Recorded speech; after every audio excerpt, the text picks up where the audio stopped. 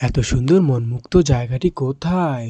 তো রাজাপুর অন্তর্গত এই জায়গাটি হলদিকালী মায়ের নামে পরিচিত। তো এই জায়গাতে কে, কে থাকো অবশ্যই কমেন্টে জানাবে। এত সুন্দর মায়ের মন্দির, এই মন্দিরে কে, কে পুজো দিতে আসো অবশ্যই কমেন্টে জানাবে। তো এই জায়গাতে কে থাকো রাজাপুর অন্তর্গত এই হলদিকালী মায়ের মন্দির এলাকায়। তো বন্ধুরা আমরা আসছিলাম আজকে বিকেলের দিকে মায়ের মন্দিরে। দেখতে পাচ্ছ তোমাদের এই ভিডিওর মাধ্যমে দেখাচ্ছি। তো এখানে আমরা ফাইনালি আসছিলাম গোমরা পুজোর কালেকশনের উপলক্ষে আসছিলাম। তো এখানে জায়গাটা দেখতে পেলাম, তো সেই লেভেল ভিউ লাগলো। তো আমি ভিডিও একটা ব্লগ করার চেষ্টা করলাম। তো ব্লগটার মাধ্যমে তোমাদের দেখাচ্ছি। দেখতে পাচ্ছ এখানে ঠাকুরের সব রকম ঠাকুর আছে, জানি না কী কী ঠাকুর আছে। তো ব্লগের মাধ্যমে এই ভিডিওটা দেখাচ্ছি। দেখতে পাচ্ছ আকাশটা সেই লেভেলে ছিল, কালকে রোদ অনেক ছিল রোদ গাইস। দেখতে পাচ্ছ ভিউজটা সেই লেভেলে পাচ্ছিলাম।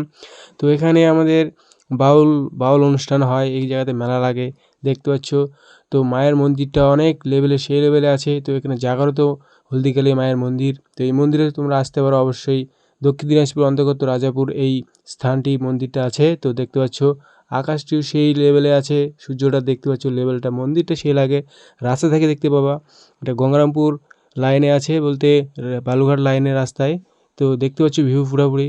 তো ভিডিও যদি ভালো লাগে অবশ্যই লাইক কমেন্ট শেয়ার করবে গাইস। তো অনেক অনেক কমেন্টে লিখবে জয় জয় মা।